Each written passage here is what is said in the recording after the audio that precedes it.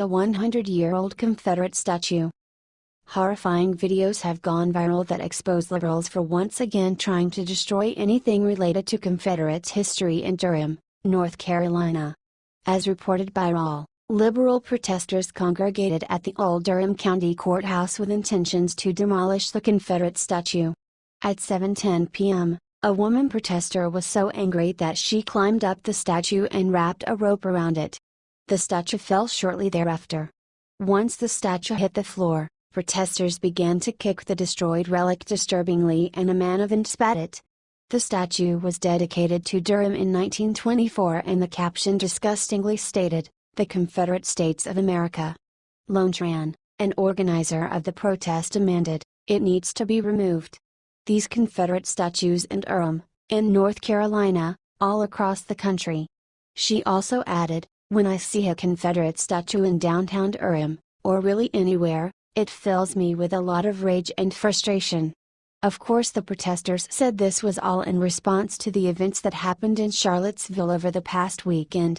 Takia Thompson expressed, "People can be mobilized and people are angry, and when enough people are angry, we don't have to look to politicians to sit around in air conditions and do nothing when we can do things ourselves."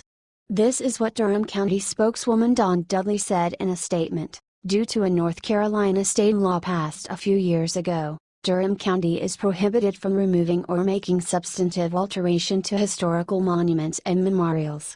I share this to say that there is a statute in place making the efforts you mentioned below difficult to move forward. I would assume that the only thing possible are steps to reverse the law.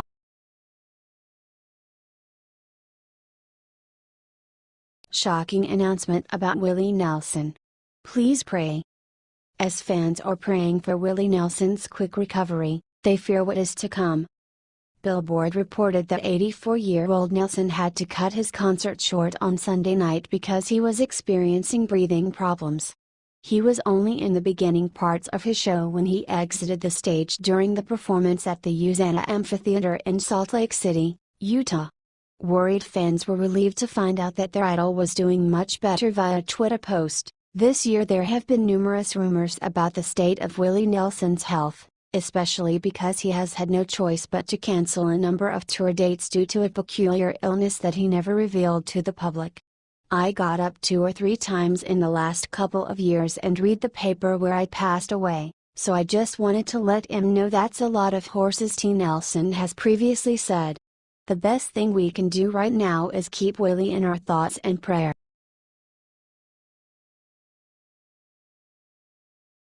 Trump is seriously considering making his first pardon. You'll cheer when you know to who. It has been communicated that President Donald Trump is seriously considering pardoning former Arizona Sheriff Joe Arpaio. Arpaio was recently found guilty because he refused to follow a judge's orders to stop profiling suspected illegal immigrant drivers. Trump went as far as telling Greg Jared from Fox News that the pardon could take place in a matter of days. Fox News has reported more details on the charges. Both men initially aligned on the issue of illegal immigration, but commentators claimed that the report proved Trump sides with racists. This would be Trump's first presidential pardon if he chooses to follow through with it. Could you imagine?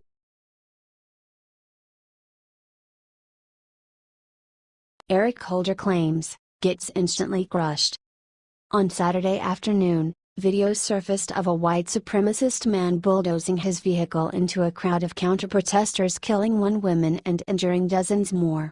News spread like wildfire and some were wondering why the White House had not immediately labeled the attack a terrorist action. Former Arkansas governor explained that it is not always smart for the president to jump to conclusions before all of the evidence is gathered. This did not stop former Attorney General Eric Holder from writing. Jay Caruso of the Dallas Morning News responded to Holder. In 2009 there was a shooting at Fort Hood committed by Army psychiatrist and jihadist Nidal Hussain. This is what the Daily Beast reported. Sadly, the shooting was classified as workplace violence instead of an act of terror, which means the victims and their families were not allowed to obtain Purple Hearts or any other special benefits available specifically to service members who were injured during combat. At the time of the shooting, Holder was serving as Attorney General.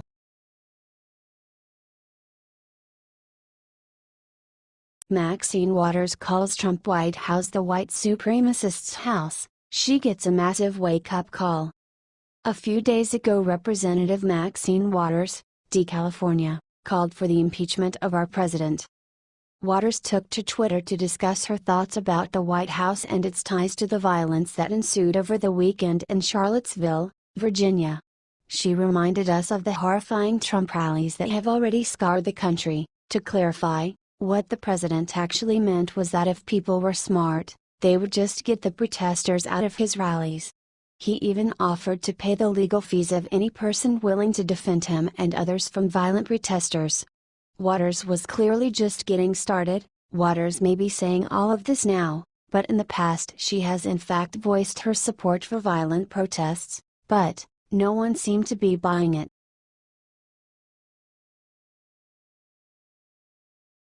Breaking: Fox News reveals Eric Bolling's replacement. Fans are surprised.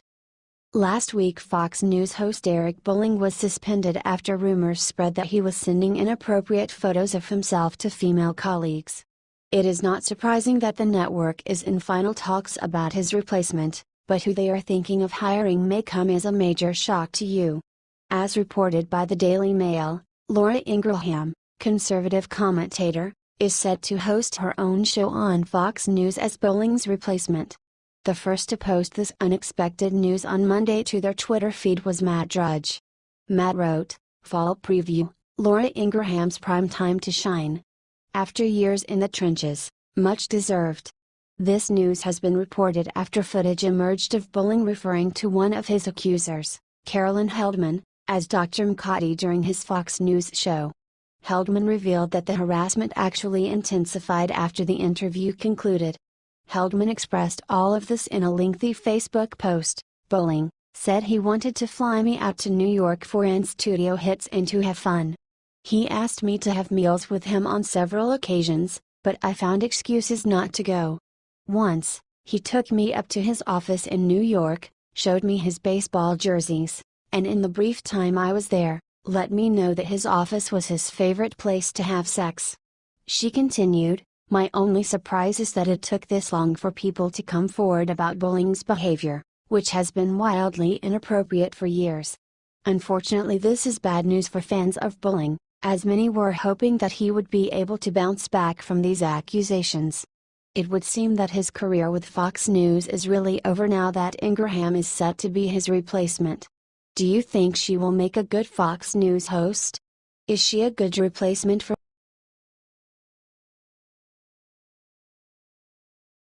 Rhino calls Trump unfit to be human on CNN. Watch what happens next. Although CNN claims that they are not a biased network and their reporters represent both political parties, they have just fired Jeffrey Lord. He was their last remaining on-air personality that advocated for our president. The most criticism Trump has received has come from CNN's leading contributor, who ironically is also claiming to be Republican. This so-called Republican Ana Navarro freaked out on live TV and started blurting out statements about how our president was unfit to be human. She continued her rant, at a moment when the country so badly needed to hear from the President of the United States about healing and unity and condemning white supremacy and condemning racism and condemning neo-Nazis. He was a coward. She carried on, he didn't have the spine to behave like a leader of the United States. And I feel that is shameful.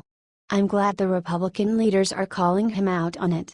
I'm glad elected leaders in the Republican Party are finally stopping looking the other way and confronting the fact he's not only unfit to be president.